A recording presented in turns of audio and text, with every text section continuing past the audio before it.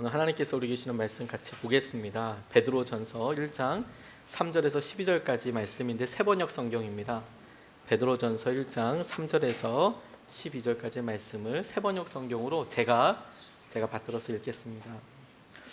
우리 주 예수 그리스도의 하나님 아버지께 찬양을 드립시다. 하나님께서는 그 크신 자비로 우리를 새로 태어나게 하셨습니다. 그리하여 그는 죽은 사람들 가운데서 예수 그리스도가 부활하심으로 말미암아 우리로 하여금 산 소망을 갖게 해 주셨으며 썩지 않고 더러워지지 않고 낡아 없어지지 않는 유산을 물려받게 하셨습니다. 이 유산은 여러분을 위하여 하늘에 간직되어 있습니다. 하나님께서는 여러분의 믿음을 보시고 그의 능력으로 여러분을 보호해 주시며 마지막 때에 나타나기로 되어 있는 구원을 얻게 해 주십니다. 그러므로 여러분이 지금 잠시 동안 여러 가지 시련 속에서 어쩔 수 없이 슬픔을 당하게 되었다 하더라도 기뻐하십시오.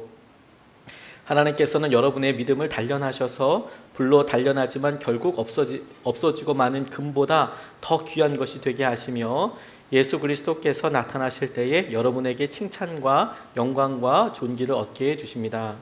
여러분은 그리스도를 본 일이 없으면서도 사랑하며 지금 그를 보지 못하면서도 믿으며 말로 다 표현할 수 없는 즐거움과 영광을 누리면서 기뻐하고 있습니다. 여러분은 믿음의 목표 곧 여러분의 영혼의 구원을 받고 있는 것입니다. 예언자들은 이 구원을 자세히 살피고 연구하였습니다. 그들은 여러분이 받을 은혜를 예언하였습니다. 누구에게 또는 어느 때에 이런 일이 일어날 것인지를 그들이 연구할 때에 그들 안에 계신 그리스도의 영이 그리스도에게 닥칠 고난과 그 뒤에 올 영광을 미리 증언하여 드러내 주셨습니다. 예언자들은 자기들이 섬긴 그 일들이 자기들을 위한 것이 아니라 여러분을 위한 것임을 계시로 알게 되었습니다. 그 일들은 하늘로부터 보내주신 성령을 힘입어서 여러분에게 복음을 전한 사람들이 이제 여러분에게 선포한 것입니다. 그 일들은 천사들도 보고 싶어하는 것입니다. 아멘. 하나님 말씀입니다.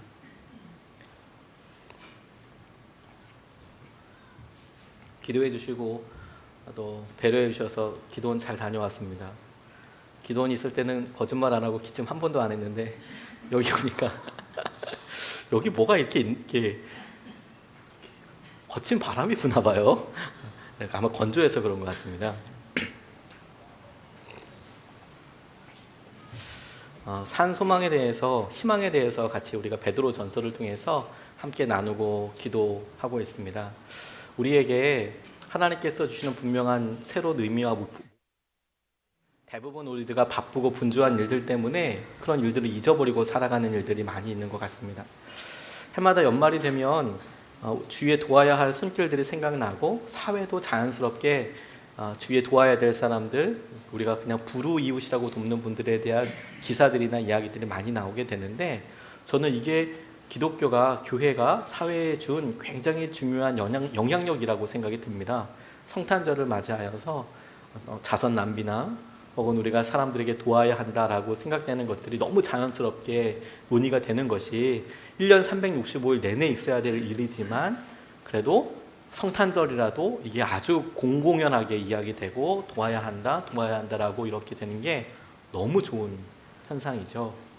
근데 제가 여러 사연을 듣다가 계속 제 마음속에 깊이 간직하고 있는 한 사연 한 가지가 있습니다. 2007년도 경향신문에 나왔던 이야기인데 김화규 할머니와 관련된 이야기입니다. 이분이 잘 사셨답니다. 잘 사셔서 그렇게 있다가 60대 됐을 때 사기를 당하셔서 유복하게 살고 계시다가 이제 딱 진짜 너무 재산을 다 잃어버리시게 되었는데 그 전까지는 안타까운 일을 정도로만 생각했지만 그렇게 절박하지 않았던 문제 중에 하나가 뭐였냐면 자녀들이 일찍 하나님 나라로 가게 되고 남편이랑도 일찍 이렇게 병사하게 되고 그래서 피부치 없이 이렇게 생활을 하게 되었다는 겁니다. 그래도 재산이 좀 있을 때에는 사람들한테 손 벌리지 않고 그렇게 살았지만 사기를 딱 당하고 나니까 너무 힘든 삶을 살게 된 거죠. 그래서 나라에서 주는 48만 원 정부 보조금을 가지고 살아가게 되는데 이 48만 원 중에서 25만 원은 월세를 내고 그리고 23만 원 가지고 매달을 생활을 하셨습니다. 결코 풍요로운 생활을 하지는 못했겠다라고 우리가 딱 한 번에도 나오게 되겠죠. 정부에서 48만 원 지원금 받는데 25만 원은 월세를 내시고 23만 원 가지고 생활을 하시는데 왜 이분이 굉장히 사람들에게 충격적인 영향력을 주셨냐면 이분의 평생 소원이 뭐였냐면 내 통장에 500만 원 있으면 그걸 가난한 사람들을 위해서 유산으로 남기겠다 이렇게 이야기하시다가 마침내 500만 원을 모아서 이분이 기부를 하셨기 때문이었어요. 뭐 500만 원도 버는 사람들도 있고 한 달에 500만 원을 남기는 사람들도 사실 있겠습니다. 많이 버는 사람들이야 그렇겠지만 48만 원 국가 보조금에서 절약했는데 500만 원이 되질 않더래요. 그런데 이런 계속 푸념처럼 내가 500만 원 있으면 나보다 가난한 사람한테 유산으로 남겨줄 거다 계속 그렇게 이야기하니까 그분을 돕던 사회복지사가 모자란 돈이 얼마냐고 물어보니 100만 원이 모자란다고 그래서 이 팀장님이 100만 원을 통장채 주셨대요. 그랬더니 이 할머니가 김학유 할머니께서 자기 보증금 400만 원을 뽑아서 500만 원을 만들어서 자기보다 더 힘든 사람에게 써달라고 기탁을 하신 거죠. 자기 유산이라고. 사람마다 자기가 마지막 남기고 싶은 것들이 다 있고 그리고 그것에 의미가 있다고 생각이 듭니다. 이것은 유산을 남기는 사람에게도 그렇지만 유산을 받는 사람들에게도 그 사람이 어떤 의미와 어떤 생각으로 이것을 하는지에 대해서 생각하고 떠올릴 필요가 있다는 생각이 들어요. 내가 받은 이 유산이 어떤 의미가 있는 걸까? 어떻게 해서 내게 온 걸까? 하는 것이죠. 왜냐하면 이 유산이라는 것 자체가 죽음이라는 것을 기점으로 해서 죽어서 남기거나 혹은 죽음만큼의 어떤 절박한 혹은 중요한 소중한 의미를 담아서 내가 남기는 거니까 그냥 내게 500만 원이네 500만 원 가지고 뭘 할까 이렇게 생각할 수도 있지만 이 500만 원이 48만 원 받으시는 할머니가 진짜 이걸 뭐 몇 년 모았을까요? 1년 그대로 모아도 안 되는 돈인데 그 돈으로 단 거라고 한다면 진짜 의미 있고 소중하게 쓰기 위해서 고민하는 것이 훨씬 더 깊은 의미를 담아내는 것이 아닐까 하는 생각이 들었습니다. 오늘 주님께서 오늘 본문 말씀을 통하여 우리에게 산소망, 여러 성경 번역에 따라서 산희망이라고도 해석이 되고 혹은 새로운 삶으로도 번역이 되는 이 산소망에 대해서 이야기하실 때 이 산소망을 예수 그리스도의 죽음을 통한 유산이라고 이야기하고 계세요. 3절 그리고 4절 말씀을 보면 우리 주 예수 그리스도의 하나님 아버지께 찬양을 드립시다. 하나님께서는 그 크신 자비로 우리를 새로 태어나게 하셨습니다. 그리하여 그는 죽은 사람들 가운데서 예수 그리스도가 부활하심으로 말미암아 우리로 하여금 산소망을 갖게 해주셨으며 썩지 않고 더러워지지 않고 낡아 없어지지 않는 유산을 물려받게 하셨습니다. 낡아 없어지지 않는 더러워지지 않는 유산을 받았다라고 할 때 이 유산의 정체가 뭐냐면 예수님께서 십자가를 지셔서 예수님께서 돌아가시는 것을 통하여서 죽음을 통하여서 받게 된 결과라는 것이죠. 그러니까 그 안에 있는 중요한 메시지와 방향과 주님께서 우리에게 십자가를 지신 것을 통해서 이루시고자 하시는 간절한 바람 같은 것이 중요하겠다는 생각이 들어요. 그 의미를 읽어가는 것이 우리에게 일어난 구체적인 결과들과 함께 내가 받은 500만 원과 함께 이게 어떤 의미가 있는가 어떤 내용이 있는가가 중요하듯이 우리에게 예수님의 죽음을 통하여서 일어난 결과들도 놀랍지만 그 마음을 더 깊이 하기 위해서 하나님께서 계획하신 것들을 우리가 그 그리스도의 보혈 만큼 누리는 것이 너무 중요하겠다는 생각을 하게 됐습니다. 오늘 본문 말씀에 하나님께서 우리에게 두 가지 아주 놀라운 단어 하나를 두 가지 단어를 주시는데 하나는 보호라는 단어와 하나는 능력이라는 단어입니다. 하나님께서 우리를 보호해 주실 뿐만 아니라 우리에게 능력을 더하여 주신다. 그래서 오늘 본문 정할 때도 하나님의 능력으로 보호하심을 받았다. 왜? 하나님의 능력으로 보호하심 받은 것이 그리스도께서 십자가를 통해서 우리에게 그렇게 주고 싶으셨던 유산이거든요. 우리에게 하나님께서 가지고 계신 능력의 그 놀라운 은혜가 우리가 보호하심이 예수님께서 십자가를 지셔야만 그리고 그 십자가에 대해서 우리가 믿음으로 반응해야만 얻을 수 있는 놀라운 유산이기 때문에 그렇습니다. 주님께서 오늘 우리에게 이 보호하심에 대해서 이야기하실 때 첫 번째로 5절 말씀을 같이 주목하고 싶은데, 하나님께서는 여러분의 믿음을 보시고 그의 능력으로 여러분을 보호해 주시며 마지막 때에 나타나기로 되어 있는 구원을 얻게 해 주십니다. 하나님께서 보호해 주신다라고 말씀하고 계세요. 유산의 결과가 그리스도에 대한 죽음을 통하여서 우리에게 보여주신 그 십자가의 은혜를 믿는 것을 통하여 우리에게 남게 된 결과, 주님의 그 간절한 마음이 우리에게 생기는 열매가 무엇이냐면 주님께서 하나님의 능력으로 우리를 보호하여 주신다라는 거예요. 보호하여 주신다. 하나님께서 우리의 믿음을 보시고 보호하여 주신다라고 이야기할 때 저는 이 말씀을 묵상하면서 제 믿음을 좀 살펴보게 됐어요. 주님께서 보시는 믿음이 몇 점일까? 항상 연말이 되면 저 스스로 참 많이 하는 질문이기도 합니다. 내가 지난 1년 동안의 사역을 점수를 매긴다면 몇 점일까? 여러분들은 어떻게 생각하십니까? 화성 성교 복귀하시는 분들도 본인 스스로가 내가 나 스스로 사역을 했을 때 몇 점 줄 수 있을까? 내 믿음을 몇 점이라고 할 수 있을까? 같이 우리 모든 교우분들이 스스로에게 올해 내 믿음의 점수는 몇 점이라고 할 수 있을까? 이렇게 질문해 봤을 때 이게 꾸준하지 않고 이게 등락하거나, 이게 무슨 주식도 아니고 하한가 상종가 막 왔다 갔다 하는 이런 경우들도 있고, 대부분의 분들이 조금 더 할 수 있었을 텐데 점수를 잘 주지 못하는 경우들이 많겠다라는 생각이 듭니다. 제 경우는 특별히 더 그렇습니다. 몇 점일까? 그리스도께서, 하나님께서 우리에게 믿음을 보실 때 하나님의 관점으로 보시는 그 믿음은 무엇을 보시고 그게 어떤 것일까, 어느 정도일까라는 생각을 질문해 보게 됐습니다. 이게 늘 저의 숙제이고 제 마음이거든요. 근데 묵상하면서 제게 로마서 10장 10절 말씀이 떠올랐는데, 사람의 마음으로 믿어 의에 이르고 입으로 시인하여 구원에 이르느니라, 이렇게 말씀하셨는데, 주님께서 우리에게 말씀하시는 믿음의 수준이 입으로 시인하고 마음으로 믿느냐, 그래서 우리에게 구원에 대해서 말씀하신다라는 것을 떠올리면서 입으로 시인하는 정도의 믿음, 그리고 그 입으로 시인할 수 있는 믿음에 대한 우리가 어떤 감각을 가지고 있는가, 그게 첫 번째 고리가 되겠다는 생각을 하게 됐어요. 여러분들은 다 예수님을 입으로 고백을 하시죠. 우리가 기도도 하고 그렇게 하죠. 그리고 그렇게 입으로 고백한다는 것에 있어서 그게 얼마나 놀라운 결과인지에 대해서는 우리가 오래전에 그 감동을 잊어버렸습니다.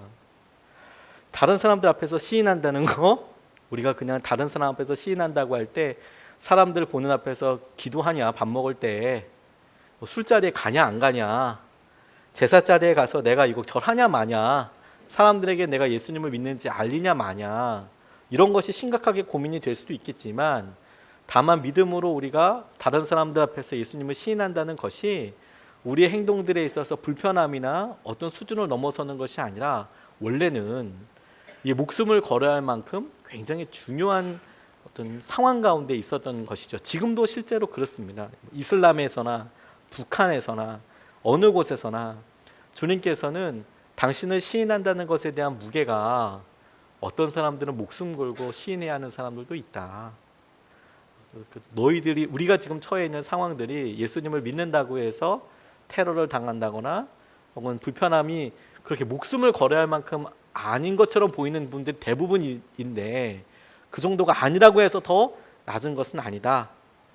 그런데도 이런 말에 대해서 현재 우리 상태를 점검하는 것이 지금 아닌데, 그럼 우리가 어떻게 이것을 점검하느냐라기보다 늘 이제 우리도 그런 내용들을 알고 있는 거예요. 북한에 있는 교회, 이슬람이나 선교사님들, 그러니까 이제 우리 믿음이 늘 좋은 점수를 줄 수가 없는 거죠. 내가 시인한다, 내가 예수님을 믿는다, 내가 이거 몇 점일까, 올해는 내가 얼마나 내가 나를 스스로 헌신을 했나. 근데 정말 이런 일에 대해서 이야기해 본다면, 그분의 능력을 생각하면 우리의 믿음을 넘어설 뿐만 아니라 오히려 주님께서 우리의 믿음을 보시고 그분께서 우리를 보호하여 주신다라고 생각하니까 믿음이 작을수록 적을수록 오히려 더 놀라운 하나님의 보호하심과 능력을 경험하게 되는 것이구나, 이렇게 생각하게 됐어요. 이 문제를 가지고 제가 제 믿음의 점수가 그렇게 좋지 않습니다. 주님이 보시는 믿음이 썩 그렇게 좋아 보이지 않습니다 라고 이야기할 할 때 동시에 중요한 방점이 그래서 그의 능력의 보호하심으로 그의 능력으로 우리를 보호해 주신다라는 것이 오히려 믿음이 없는 것을 통해서 주님의 보호하심을 하나님의 능력으로 놀랍게 경험하게 되는 거구나. 이게 베드로를 통해서 하나님께서 우리에게 희망과 소망으로 이야기하고 싶으신 것이구나. 이렇게 생각하게 됐어요. 예전에 이거 기억하시는 분들 연식이 좀 있으신 분들인데 올리브 뽀빠이 아십니까? 브루투스라는 사람이 나타나서 올리브를 괴롭히면 나쁜 일을 하면 웃으시는 분들은 다 좀 되신 거예요. 근데 뽀빠이가 나타나서 악당들을 물리치는 거죠. 구체적으로는 블루투스고 그렇게 하는데 사람들이 다 봅니다. 언제 올리브가 뽀빠이 부르나. 그리고 또 계속 기다립니다. 언제 뽀빠이는 시금치를 먹나. 그래야 빠바바바바바 이거 하면서 갑자기 이게 나타나게 되는데 이거 언제 하나. 스토리 똑같지만 언제 찾나 이런 느낌이 들겠죠. 우리에게 있어서 능력이 없다, 믿음이 없다라는 것에 하나님께서 너희의 믿음을 보시고 그 믿음을 하나님의 능력으로 보호하사라고 이야기할 때 우리의 믿음이 크고 작은 것에 포커스가 있는 게 아니라 우리가 언제 하나님을 찾고 언제 하나님을 의지하고 언제 하나님을 메어 달리는가. 그게 하나님께서 우리에게 능력을 드러내시는 폭이 되고 은혜가 되게 하시겠구나. 집집마다 더 예쁘고 덜 예쁜 아이가 있는 것은 아니죠. 다 예쁘죠. 다 예쁨에도 불구하고 유독 손이 가는 애들이 있는 것 같아요. 유독 손이 조금 더 가는 아이들. 어떤 아이들이냐면 좀 뭔가 연약해 보이고 좀 이렇게 챙겨줘야 될 것 같고 그런 아이가 이렇게 있더라고요. 그래서 어느 집에서는 이제 막내가 그렇게 되기도 하고 어느 집에서는 아픈 아이가 그렇게 되기도 하고 이제 마음이 가죠. 마음이 가면 그 아이를 더 사랑한다기보다 애가 힘드니까 밥이라도 좀 먹고 다니나 이거 치여가지고 이거 지 역할이나 좀 해서 챙겨 먹을 거라도 먹나. 그래서 부모님들의 손이 배나 많이 가죠. 관심이 가죠. 그게 주님께서 우리에게 하나님의 능력으로 주신다라는 보호하심의 중요한 마음이겠다는 생각을 하게 됐어요. 오늘 우리가 이렇게 왔을 때 하나님, 제가 한 해 동안 제 마음의 점수가, 믿음의 점수가 너무 별거 아닌 것 같습니다. 하나님, 제 믿음이 정체를 모르겠습니다. 그럼에도 불구하고 하나님께서 우리의 믿음을 보시고 그 믿음이 좋고 나쁜 게 아니라 너 믿음이 연약하구나. 그럼 하나님께서 큰 능력으로 우리를 보호하시고 야, 너 믿음이 참 좋구나. 하나님께서 그 믿음을 지키기 위해서 당신의 능력으로 우리를 보호하셔서 구원에까지 이르게 하여 주시는 거구나. 하나님께서 우리가 열심으로 수고하고 헌신하는 것 외에 하나님의 놀라운 능력의 보호하심이 우리를 계속 붙잡고 가고 계시는 거구나. 그게 산 소망과 하나님께서 우리에게 말씀하고 싶으신 가장 놀라운 은혜라는 생각을 알게 됐어요. 작으니까 더 보호해 주실 것이라는 확신이 제게 있더라고요. 우리 교회가 연약하니까, 우리 교회가 작으니까, 그러니까 더 놀라운 하나님의 보호하심과 능력의 보호하심이 있겠구나. 우리 삶에 그러니까 오늘 그 은혜를 우리 같이 붙잡을 수 있으면 좋겠습니다. 그런데 이것을 믿음으로 우리가 붙잡고 나면 그러면 오늘 본문 말씀이 확 열리게 됩니다. 내가 하나님의 능력으로 우리를 보호하신다. 하나님의 능력으로 우리를 보호하셔서 우리를 구원에 이르게 된다. 우리가 시험에 들고 어려움에 처하게 되면 우리의 믿음이 막 등락을 해서 왔다 갔다 하게 되는데, 그래, 내가 좋을 때도 그렇지만 내가 정말 어렵고 힘들 때에도 그때에도 더 놀라운 하나님의 보호하심으로, 하나님의 능력으로 우리가 보호하심을 입는 것이 정말 그렇다면, 그걸 내가 받아들인다면, 그러면 6절 7절 말씀은 너무 당연한 말씀이 되는 거예요. 이렇게 나와 있습니다. 그러므로 여러분이 지금 잠시 동안 여러 가지 시련 속에서 어쩔 수 없이 슬픔을 당하게 되었다 하더라도 기뻐하십시오. 하나님께서는 여러분의 믿음을 단련하셔서 불로 단련하지만 결국 없어지고 마는 금보다 더 귀한 것이 되게 하시며 예수 그리스도께서 나타나실 때에 여러분에게 칭찬과 영광과 존귀를 얻게 해주십니다 라고 나와 있어요. 저는 이 말씀이 얼마나 제게 마음이 설레이는 말씀이었는지 몰라요. 주님의 능력의 보호하심을 붙잡고 나니까 그 능력의 보호하심이 제 믿음의 연약함을 뛰어넘어서 주님께서 능력으로 보호해 주셔서 구원까지 이르게 된다라고 그것을 내가 진리로 말씀으로 붙잡고 나니까 주님께서 6절 7절 말씀에 베드로를 통해서 말씀하신 말씀처럼 내가 지금 당하고 있는 여러 일들이 직면한 여러 일들이 불편하고 어렵고 힘들고 고난이라고 생각되는 일들이 단칼에 주님의 보호하심이 지금도 있고 하나님 내가 그런 여러 불편함 때문에 어려움 때문에 힘들어 죽겠어요 라고 하는 그 순간도 하나님의 능력의 보호하심이 있으니까 이게 의미 없는 의도 없는 것이 아니라 하나님의 단련하시는 거구나. 하나님께서 나를 단련하시는 거구나. 그렇게 받아들일 수 있게 됐어요. 자연스럽게. 보통 우리는 어려움이 있고 아픔이 있으면 이런 어려움의 이유와 물론 어려움의 이유를 묻는 것은 어떻게 하면 이 어려움에서 벗어날 수 있을까를 질문하기 위해서 왜 이런 게 생길 걸까를 질문하게 되는 것이지만 주로 이유는 알지 못하고 굉장히 아파요. 왜 우리 아이는 이렇게 아플까? 그 이유를 어떻게 알겠습니까? 뭐 어렸을 때 뭐를 잘못 먹여서 그럴 리가 없거든요. 왜 우리 부부는 이렇게 힘들까? 왜 부모님과 우리 사이는 이럴까? 왜 경제적으로 어려울까? 끊임없이 왜 묻지만 명쾌하게 그 인과 관계를 알려주는 내용들은 그렇게 많지 않아요. 경우들이 전혀 없다고나 할 수 없지만 대부분은 어떻게 관계가 어그러졌는지 왜 이런 고난이 어려움이 있는지 잘 몰라요. 그러다 보니까 내가 이런 당하는 것들이 이유 없이 그리고 원인을 모르기 때문에 힘들고 어렵다라고만 생각하는 경우들이 있거든요. 그래서 이거 자체를 이겨낼 수 있는 힘이 없다고 생각하는 거예요. 제가 군대에 있을 때를 떠올리면서 제일 힘들었던 게 뭔가 떠올려 봤습니다. 제일 어려웠던 게 뭔가 뭐 훈련 나가서 뭐 오랫동안 있었던 거 카투사들도 어려울 때가 있어요. 다 못 믿으시지만 뭐 어려울 때가 있습니다. 이렇게 그 원칙대로 할 때 되게 힘들 때가 있거든요. 뭐 진짜 미군들은 책 갖다 놓고 옆에서 책 체크해 가면서 이제 일을 해요. 그러면 뭐 며칠 동안 잠을 못 자는 경우도 있고 그래요. 나가서 물론 맨날 그런 건 아닙니다. 맨날 그런 건 아니지만 근데 제일 힘들었던 게 뭐냐면 그렇게 작전 나가고 뭐 한겨울에 어디 뭐 생뚱 같은 산 꼭대기 올라가 가지고 뭐 하고 이런 건 하나도 힘들다라기보다는 그냥 추억으로 남아 있는데 뭐가 제일 힘들었냐면 풀 뽑는 게 제일 힘들었어요. 풀 뽑는 게. 저는 도시에서 자랐거든요. 도대체 이거 풀을 왜 뽑는 건지 이거 비 한 번 오면 머리만큼 자라는데 냅둬도 될 것 같은데 이걸 뽑으라는 거예요. 그러면 뽑으라고 하면 잘 뽑을 수 있도록 뭐 낫을 주든지 손으로 뽑으라는 거예요. 낫이 없다고. 병력은 많고 놀릴 수는 없고 그러니까 아무 밭이나 돌아가면서 가서 풀 뽑으라는 거예요. 저 그게 너무 힘들었어요. 마음이 견딜 수가 없었어요. 내가 이 젊은 나이를 이대로 보낼 수 있나 싶을 정도로 내가 이거 해야 되나. 그렇다고 낫을 주면 더 힘들겠죠. 저만 열심히 해야 되니까. 풀을 뽑긴 하지만 너무 힘들더라고요. 이유를 알 수 없고 원인을 알 수 없고 실제로 그게 러시아에서 정치범들을 괴롭히는 아주 극도의 심리적인 고문이었다고 합니다. 그래서 수용소에서 사람들 똑똑한 사람들 붙잡아 놓고 너 여기 팠대요. 그 다음에 이거 덮고 그 옆에 파. 그럼 또 판대요.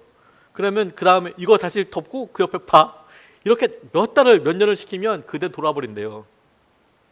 그러니까 뭐 팠는데 그게 건물이 된다거나 뭐 화장실이 됐다거나 그러니까 뭐 어떤 용도가 있고 이렇게 의미가 있다고 생각하면 그 일을 하는데 그게 어떤 동기부여가 되면 근데 그냥 언 땅 녹여가지고 간신히 힘들게 하루를 팠더니 그 다음날 그거 덮으라고 그러고 그리고 옆에 똑같은 것도 파라고 그러고 그러면 옆에 이걸 그냥 놔두지 왜 파라고 하나?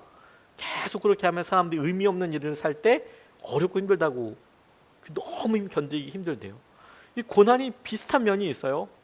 내가 힘들어요. 겪어요. 근데 이걸 패하고 난 다음에 어떤 열매가 나한테 있는 거야? 내가 이런 시기를 지난 다음에 그래 이렇게 어렵고 힘들어도 내가 이 기간을 지나면 뭔가 어떤 변화가 있을 거야. 튼튼해질 거야. 이렇다면 안 힘든 건 아니지만 그걸 동기부여를 할 수 있는데 날마다 아파요. 날마다 힘들어요. 그게 너무 어려운 거죠. 우리의 고난의 대부분, 믿음의 시련의 대부분이 그런데 하나님께서 우리에게 오늘 베드로를 통해서 이렇게 말씀하셨다니까요. 우리의 믿음을 보시고 하나님의 능력으로 우리를 보호하셔서 구원에까지 이르게 하시는데, 그게 하나님께서 우리 가운데 쭉 이루시는 그런 삶의 목표이고 기준인데, 우리가 힘들고 어렵잖아요. 그래서 너희들이 지금 생긴 그 어려움, 낙담들 하나님께서 능력으로 보호하셔서 구원을 마침내 받게 될 건데, 그 구원에 받게 되기 위한 그 놀라운 열매를 가기 위한 연단이야, 단련이야. 근데 그럼에도 불구하고 우리가 너무 안심이 되고 기쁜 게 뭔지 아십니까? 하나님께서 여전히 당신의 능력에 보호하심으로 우리를 함께하고 계신다는 거예요. 우리가 여전히 힘들고 어려운데 하나님께서 우리를 붙잡으시고, 우리가 힘들고 어려울수록 이것이 단련이구나. 그리고 이 단련하고 이 훈련을 넘어가 난 다음에 하나님께서 우리에게 뭐라고 말씀하시냐면, 이것이 그리스도가 오실 때의 칭찬과 영광과 존귀함이 있게 될 것이다 라고 말씀하고 계시는 거예요. 칭찬과 영광과 존귀함이 있게 될 것이다. 그게 너무 귀한 것이죠. 사실 아이들이 이렇게 칭찬해 줄 일이 있으면, 애들이 제게 이제 이런 일이 있어요 아빠라고 이야기하면, 이제 이런 일이 내가 잘했다라고 칭찬을 받고 싶은 거죠. 아빠 오늘 이렇게 아빠 얘기했는데 내가 이런 일 했어요. 칭찬해 달라는 이야기잖아요. 근데 칭찬해 주는데, 제가 정말 더 기쁜 일은 걔가 그런 일을 했기 때문에, 내 말을 들었기 때문에 또 그렇지만 다른 이유일 때도 있거든요. 왜냐하면 그 일 자체가 의미하는 바가 전혀 다른 거일 때도 사실 많이 있거든요. 어떤 사모님 이야기를 들었는데요, 이 사모님이 너무 마음이 아픈 일을 당하셨답니다. 제자 훈련을 하고 그러는데 이렇게 사람들 만나서 신방도 하고 그러는데, 한 번은 여러 번 신방했던 한 지체가 전화를 해서 막 퍼붓는 거예요. 사모님 변한 거 아니냐고, 어떻게 그럴 수가 있냐고, 변한 거다, 섭섭하다 막 그러면서, 막 그동안에 시간도 많이 해서 몇 번 신방도 하고 만나주기도 하고 그랬는데 막 잔뜩 퍼붓고, 그리고 이제 변했다고 그러면서 필요 없다고 막 끊었는데, 사실 그 사모님 아이가 아파가지고 아이도 보고 그래야 되는데, 아이가 없는 이 자매가 이해를 못하는 거예요. 애가 아파서 엄마가 이렇게 매어 있고 시간을 못 쓴다는 것에 대해서. 그러니까 마음 변해서 그렇다고 이렇게 막 찔러버리는 거죠. 그러니까 마음을 팍 찔리니까, 어떻게 이렇게 아픈 말을 하나, 내가 그동안에 해준 게 있는데. 근데 또 일이 꼬이려고 보니까, 또 한 번은 또 비슷한 시기에 계속 제자 훈련을 하면서 섬기려고 계속해서 문자도 보내고 잘 지내냐고 이렇게 이야기를 하는데, 근데 멀쩡하게 받고 있었던 그런 제자 훈련 받고 그러던 사람이 갑자기 너무 간섭한다고 문자를 날마다 보내고, 뭐 왜 이렇게 사람은 못 살게 하냐고 또 이게 막 그러는 거예요. 이거 뭐 사역을 하라는 건지 말하는 건지, 한쪽은 뭐 너무 관심 없다고 난리고, 한쪽은 왜 이렇게 간섭하냐고 난리고, 그러니까 마음에 너무 지치고 어렵고 낙담이 되더랍니다. 근데 이 사모님이 이렇게 이야기하고 생각하다가 이렇게 고백을 하시더라고요. 마음이 너무 아파가지고 막 눈물이 나기 힘들고 그러는데, 근데 예전에 자기 이제 생각이 나더래요. 예전 자기 생각에 본인이 대학 다니고 이럴 때 힘들고 너무 어렵고 그랬던 생각이 났는데, 그런데 그렇게 어렵고 힘들 때에 신앙생활을 하고 있었지만 마음속에 자기가 어려운 것들 때문에 하나님을 향해서 분노가 막 있었대요. 분노가 막 있고, 분노가 막 힘들고. 그런데 이렇게 있다 보니까 선교 단체 분들이 많이 섬겨주시고 그러거든요. 섬겨주시고 그러고 이제 전도하려고 전도의 손길이 왔는데, 근데 그렇게 못되게 굴었대요. 못되게 굴었던 게 뭐 그냥 말이라도 예쁘게 하면 좋은데, 이렇게 그냥 톡톡 쏘듯이, 그렇게 자기 그때 마음이 너무 아팠으니까 자기가 마음 아픈 것을 괜히 엄한 선교단체 분한테 그렇게 했던 기억이, 자기가 그렇게 하는데 그때 생각이 나더래요. 6개월 정도 지나고 나서 그분은 안 되겠다, 도저히 다른 이제 그만, 이제 우리 만나자, 어떤 과정을 끝내고.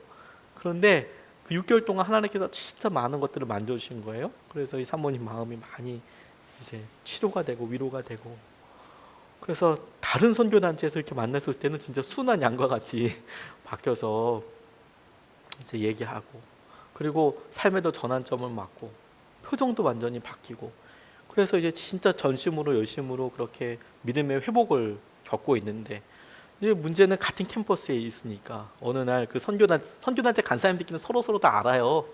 전도하고 그러니까 자기들끼리 만나는 모임도 있어요.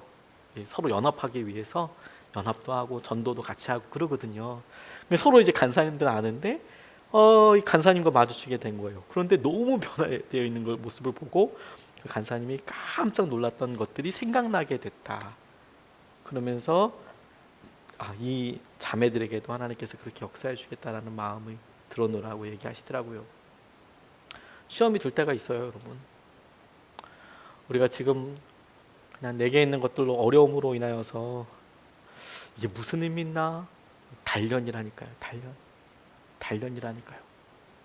하나님 단련 그만 시키셔도 됩니다. 너무 힘듭니다라고 이야기하실 수 있지만 우리가 정말 힘들고 어려운 것들이 열매가 되거든요. 우리가 힘들었던 것들이 사실 열매가 돼요. 성령의 열매들은 그냥 단순하게 어떤 사고로 혹은 사건으로 이벤트로 뭔가 결과가 일어나는 걸 열매라고 하지 않고 지난하고 오래된 일로 인하여서 일어나는 것들을 열매라고 하잖아요. 제가 성령의 열매 중에서 제일 크게 은혜를 받고 붙잡고 있는 열매가 오래 참음이라는 열매예요. 오래 참음이라는 열매.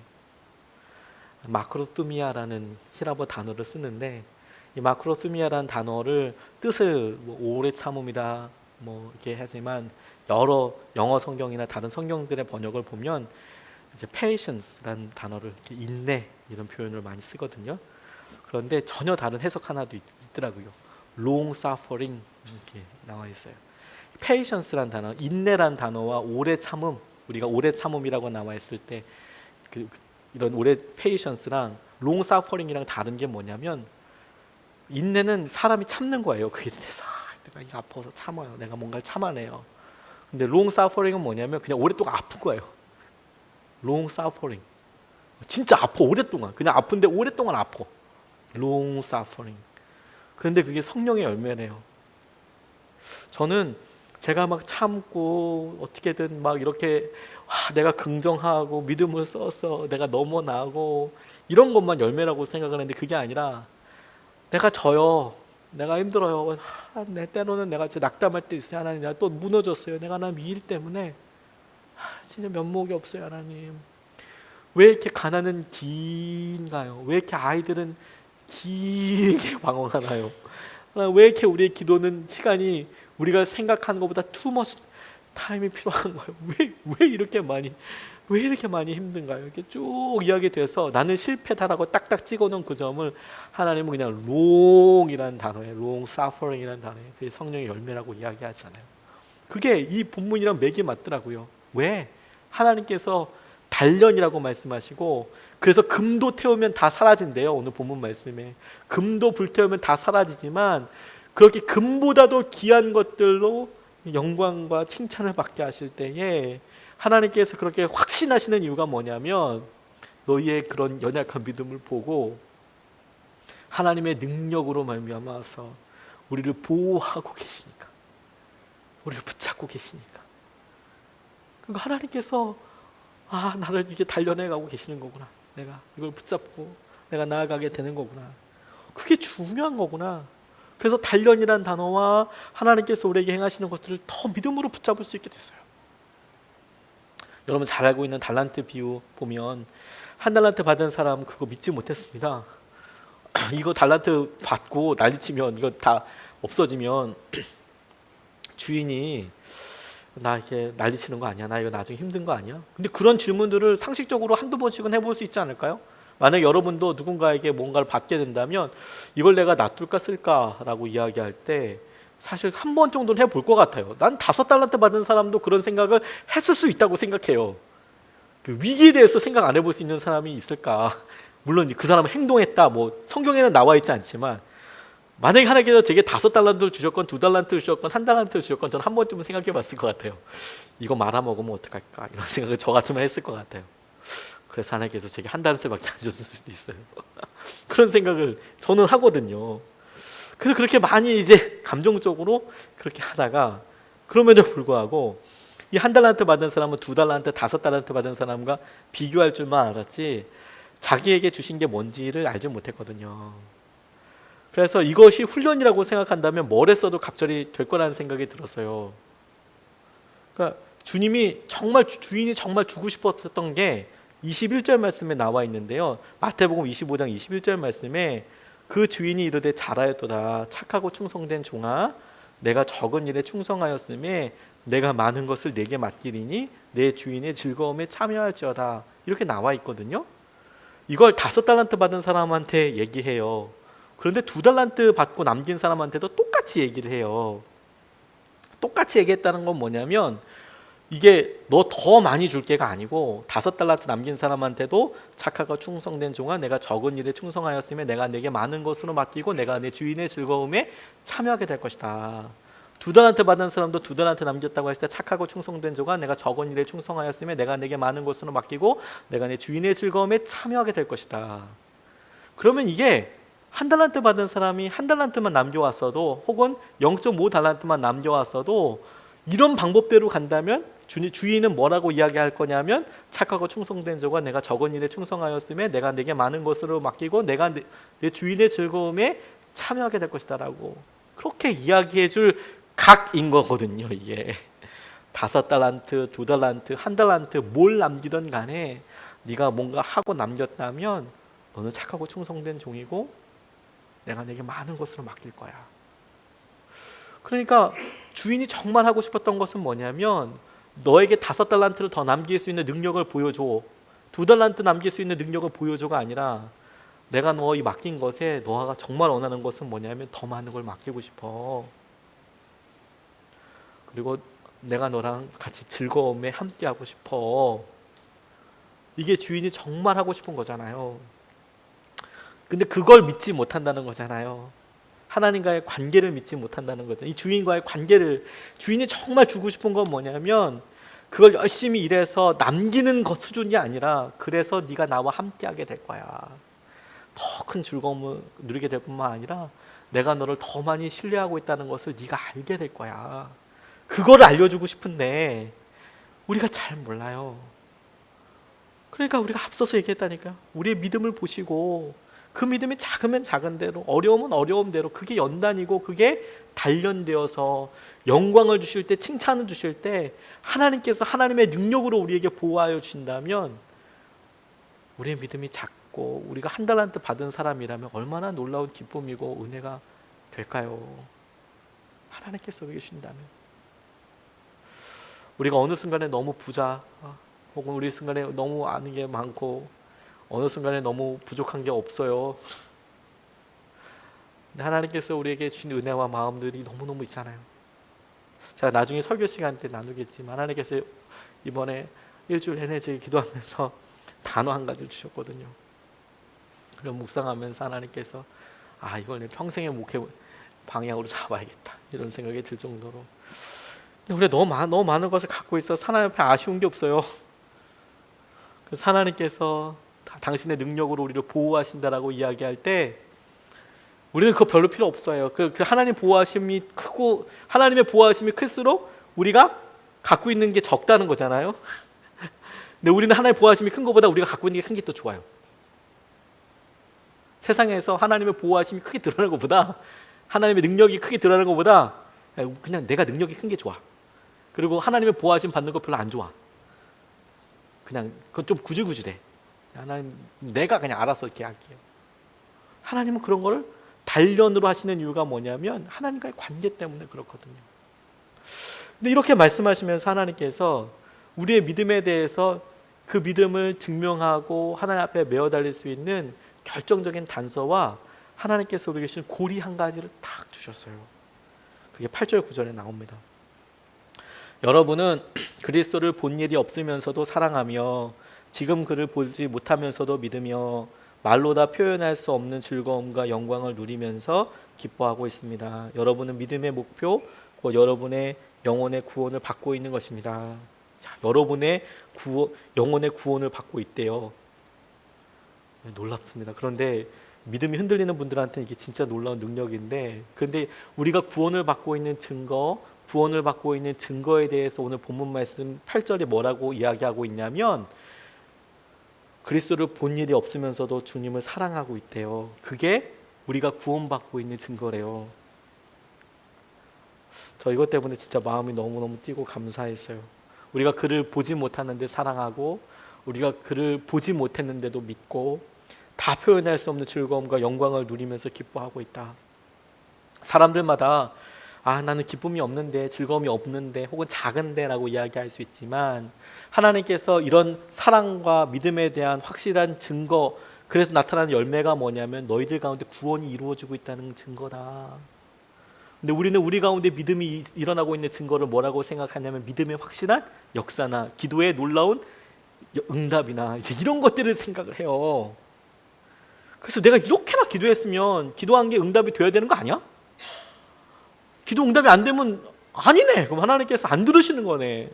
내 믿음은 없는 거네. 연약한 거네 라고 생각을 너무 하잖아요. 그런데 우리에게 처음부터 하나님께서 오늘 본문 말씀에서 말씀하신 것처럼 너희들의 그 보잘것없는 믿음을 보고 내가 하나님의 능력으로 우리를 보호하셔서 구원에 이르기까지 하실 것인데, 하나님의 능력이 보호하셔서 그렇게 우리를 구원받게 하실 텐데, 너도 그런 보호하심과 능력을 경험할 수 있는 방법이 뭐냐면 증거가 있어.